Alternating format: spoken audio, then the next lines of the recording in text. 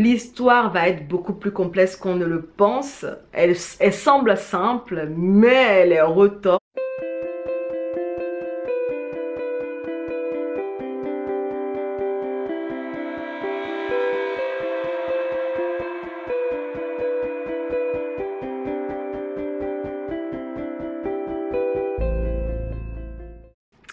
Hello, moi c'est Diane et bienvenue à vous sur cette chaîne où j'aime parler de drama asiatique, de livres et de trucs plutôt fun. Dans cette vidéo, j'ai envie de parler d'un drama qui était actuellement, qui a été ajouté il n'y a pas longtemps au catalogue Netflix France de mémoire. Et c'est un drama que j'avais plutôt bien aimé à l'époque où il était sorti, c'était en 2020, c'était un drama coréen que j'avais beaucoup apprécié. Et je m'étais dit qu'il fallait que je vous fasse la vidéo et que vous vous jetiez dessus avant qu'il ne disparaisse du catalogue. Parce que ça va, ça vient, les dramas sur Netflix en général. Bref, le drama dont je vais vous parler aujourd'hui est Flower of Evil. C'est un drama coréen de 16 épisodes d'une heure environ. Il est de 2020 et à part le fait qu'on soit dans une vibe thriller enquête, il y a un acteur que j'aime beaucoup qui a joué dedans, Lee Jun-kyun Decker. Honnêtement, c'est un acteur que j'aime bien voir à l'écran. Je l'avais beaucoup apprécié dans Ijimae, je sais, c'est un drama de 2008, mais bon, c'est un classique les gars, donc je vais en parler quand même. Et je l'ai vu aussi dans Moon Lover, Scarlet Heart, que j'avais beaucoup aimé avec l'actrice chanteuse IU, la génialissime IU. Bref, c'est un acteur que j'aime bien en général, Lee Jun-ki. Il y a aussi l'actrice principale que j'ai bien appréciée, elle s'appelle Moon Chae-woon. J'espère que je dis bien le nom, honnêtement je suis nulle pour la prononciation parfois des noms. Je l'avais bien aimée en fait, l'actrice en question dans Nice Guy. C'est un drama que j'ai bien apprécié, c'était un drama coréen qui était un peu... Ça parlait de manipulation et tout ça. C'était plutôt tordant de voir un mec qui avait l'air hyper gentil mais qui au fond était vraiment très manipulateur. Bref, Nice Guys, essayez de le voir si vous avez envie de voir un drama coréen qui parle de manipulation vraiment très très profonde, très très perverse et tout ça. Bref, c'est pas mal. Et du coup, dans le drama Flower of Evil, on est sur une vibe thriller enquête. L'histoire va tourner autour d'une famille qui va se retrouver au cœur d'une enquête policière. Si je devais donner une note sur une échelle de 1 à 10 à ce drama, je lui donnerais la note de 8, voire 8,5 sur 10 parce que je trouve que c'est un drama qui est resté plutôt constant dans sa vibe générale. On est resté sur le crime, sur le thriller, on est resté sur le suspense jusqu'au bout. Et on a eu des révélations à la fin qui étaient ok, voilà, donc c'était vraiment pas mal. Je vous dis tout de suite pourquoi. Ce serait peut-être temps que je vous parle de l'histoire du drama, non? Ouais, je crois que ce serait pas mal. Baek Ik-son, j'espère que je le dis bien, un mari modèle, un père modèle et un artisan apprécié pour ses travaux autour du métal. Il est marié depuis des années à Cha Ji-woon, une détective dans les forces de l'ordre. Et celle-ci, elle l'adore comme pas possible en fait. Elle est complètement folle de son mari.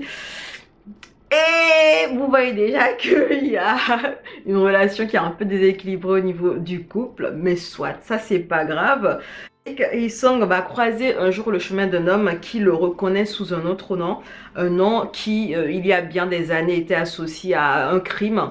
Ou à des crimes dans une petite ville en fait, dans l'arrière-pays. Et la petite bulle parfaite autour de Baek Hanson va commencer à se fissurer d'autant plus que sa femme a été assignée à une enquête qui n'est pas sans rapport avec son passé à lui. Donc l'enquête que sa femme commence à mener va se rapprocher dangereusement de son passé à lui, de son secret qu'il tient coûte que coûte à garder, voilà, secret on va dire. Donc on est sur ce genre de vibe et ce que j'aime beaucoup dans ce drama, c'est le côté mystérieux, c'est un thriller. Du coup, en même temps que l'enquête évolue au niveau des policiers, on nous laisse deviner l'histoire en fait du mari qui, depuis l'enfance, en fait, n'a pas eu beaucoup de chance dans la vie et qui s'est retrouvé dans des situations qui l'ont amené peut-être, voilà, à commettre l'irréparable. Donc on nous laisse deviner son histoire au fur et à mesure que l'enquête évolue et c'est plutôt intéressant d'avoir le parallèle, la femme qui est sur son enquête prenante, qui à chaque fois essaie de trouver des indices et le mari derrière qui va essayer de camoufler son passé pour que la femme voilà, ne devine pas que l'indice est lié à son passé à lui. Donc c'est plutôt intéressant ce petit jeu du chat et de la souris auquel il joue ce couple qui vit dans la même maison mais qui finalement ne se connaît peut-être pas assez. Ce qui est intéressant aussi, c'est la manière dont le mari essaie d'enterrer son secret. C'est-à-dire qu'il creuse profond pour l'enterrer, mais à chaque fois qu'il creuse, j'ai l'impression qu'il donne plus de matière aux flics puisqu'on retrouve les traces de ce qu'il essaie d'enterrer. C'est juste un parallèle que j'essaie de faire.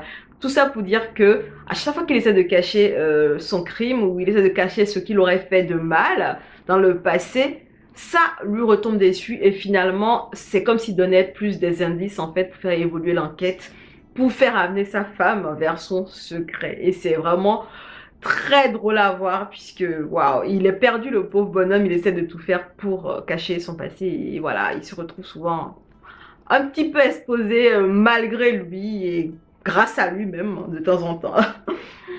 Et aussi, il y a le fait que la flic, du coup, la détective, la femme, ne réalise pas que son mari est impliqué dans cette histoire. Et au fur et à mesure qu'elle tombe sur des indices, elle n'essaie pas, en fait, même si ils sont très probants, elle est dans un déni, bien entendu, parce que pour elle, ce n'est pas possible que son mari, son homme parfait soit, voilà. Donc, c'est vraiment intéressant à voir au niveau des psyché des deux personnages dans cette série. Il y a aussi, bien entendu, beaucoup de suspense puisque on est sur un thriller, donc il y a des situations de danger, c'est plutôt chaud. Il y a beaucoup d'altercations, il y a beaucoup de coups fourrés aussi, bien entendu. Honnêtement, les deux acteurs, ils sont géniaux dans leur rôle. La femme flic dans son équipe, elle est juste badass. Et puis le mari artisan aussi, dans son boulot et dans ses fouinages pour cacher son secret, il est tout aussi doué. Donc c'est un couple de personnes qui sont plutôt douées. Et on se dit, on espère que le dénouement ne sera pas fatal à l'un d'entre eux parce que finalement, on nous montre aussi le passif psychologique de chacun des personnages et on arrive bien entendu à certaines conclusions, on fait des parallèles et on se dit que décidément il y a des personnes qui n'ont pas eu beaucoup de chance dans leur enfance. L'histoire va être beaucoup plus complexe qu'on ne le pense. Elle semble simple, mais elle est retors. Il y a beaucoup d'éléments en fait qu'on nous ramène, qu'on nous balance et qui prennent de coup parce qu'on ne s'y attend pas. Et du coup, en fait, le côté suspense, il est là jusqu'au dernier épisode limite. Alors, petit aparté pour vous rappeler de liker la vidéo si vous l'appréciez et de vous abonner à la chaîne si ce n'est pas encore fait. Et bien entendu, j'adore la conclusion à laquelle on essaie de nous amener. On ne finit jamais de connaître quelqu'un, même si on a partagé sa vie pendant des années. Ce drama le résume plutôt bien, vraiment plutôt bien avec la vie cachée du mari, avec la femme qui découvre tout plein de trucs. Bref, c'est plutôt intéressant et c'est très dynamique. On ne s'ennuie pas au fil des épisodes, sincèrement. Ça va vite, l'enquête avance vite, les coups fourrés avancent vite, les secrets qu'on cache pour qu'ils sortent, pour qu'on les recache encore. Bref, c'est vraiment pas mal et je vous le recommande chaudement. J'ai pas de points négatifs ce drame, j'ai beaucoup aimé le drama de manière générale, j'avais pas eu le temps de voir des points négatifs. Donc, si vous en voyez, n'hésitez pas à les mettre en commentaire de cette vidéo. Je crois que j'ai essayé de vous donner envie d'aller voir ce drama. N'hésitez pas à aller le voir, vu qu'il est disponible sur Netflix France actuellement. Allez le voir avant qu'il ne saute du catalogue, hein, les amis, allez le voir. Si vous voulez voir un thriller qui est bien étoffé, bien ficelé, avec des personnages hauts en couleur qui sont multidimensionnels, qui sont pas très plats et qui ont été travaillés sur plusieurs couches de gris, on va dire, de manière générale. Donc, n'hésitez pas, c'est un drama que j'ai beaucoup apprécié et que je vous recommande chaudement. Voilà, j'ai fini avec la vidéo. J'espère que vous l'avez apprécié. N'hésitez pas à me dire ce que vous en avez pensé en commentaire. On se dit à bientôt dans une prochaine vidéo. Et puis voilà, prenez soin de vous surtout. Allez, ciao!